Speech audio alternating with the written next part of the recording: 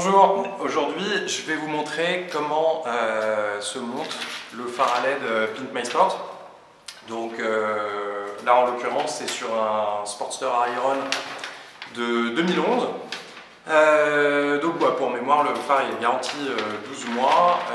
On a un mode d'emploi qui vient avec, mais ça n'empêche pas qu'une vidéo ça rend les choses vachement plus claires. Alors, donc, pour mémoire, donc notre éclairage d'origine, bah, c'est pas la folie. Hein. On va se faire une petite comparaison tout de suite. Hop. C'est pas un lapin dans les phares, là, c'est un chien dans les phares. Voilà. Bon, ça casse pas les briques. Hein.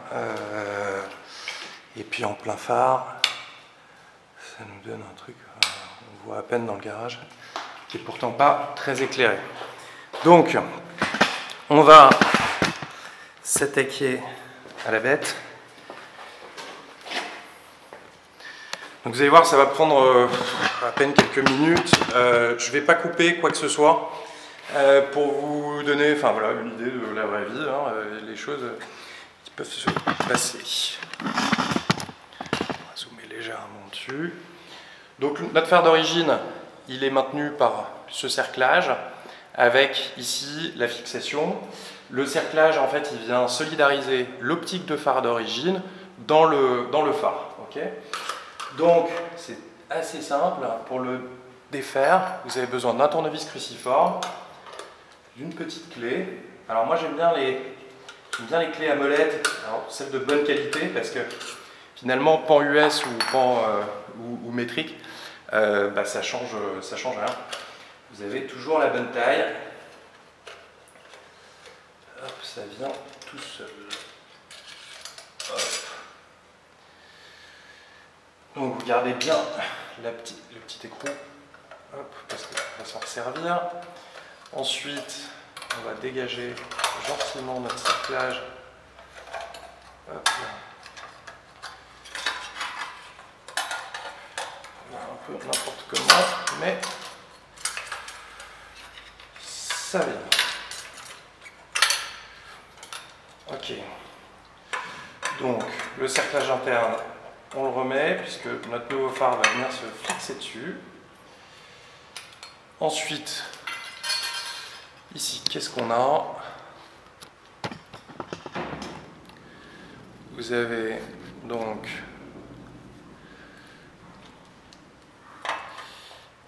ici les alimentations de la veilleuse. Donc, hop, on les retire direct.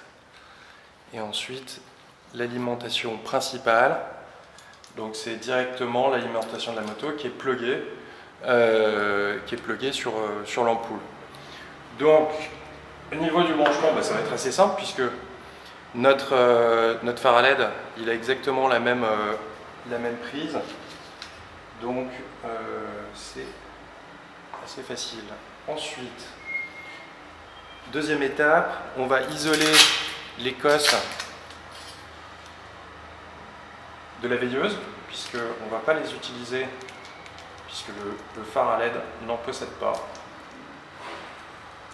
Alors pour l'instant, on est en train de regarder, en rajouter une, mais c'est pas indispensable. Et à chaque fois, ça fait des développements.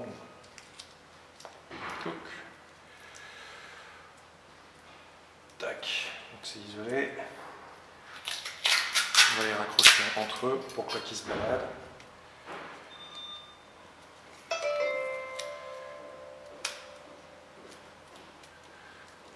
Et voilà. Donc, on a notre petit cerclage, l'encoche sur la droite, ça nous permet de ne pas nous tromper puisqu'on a bien l'encoche qui est là et qui permet directement de savoir le positionner. Donc vous voyez, on a branché le phare. Le plus dur, si on peut dire ça, ça va être en fait de venir faire en sorte que notre branchement vienne trouver sa place au fond du phare, puisque que notre phare à LED est un petit peu plus épais que l'origine. Voilà, c'était rapide. On vient ensuite remettre les cerclages, donc sans tac, tac, on est bon, et on reprend notre écrou.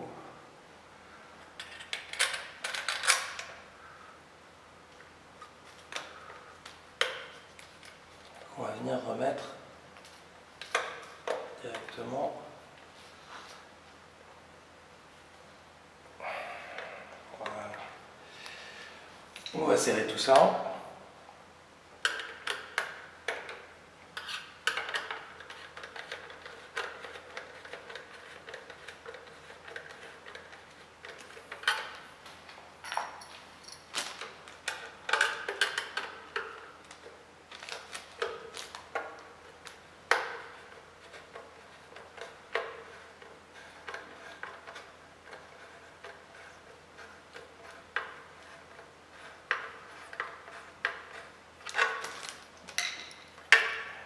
Voilà, ça bouge pas, c'est nickel.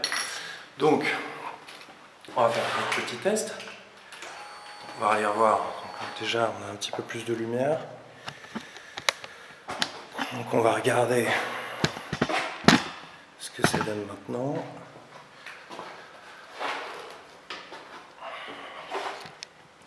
Vous voyez que c'est nettement plus puissant. Je ne vous parle pas de la position plein phare. Là, c'est un véritable soleil, quoi.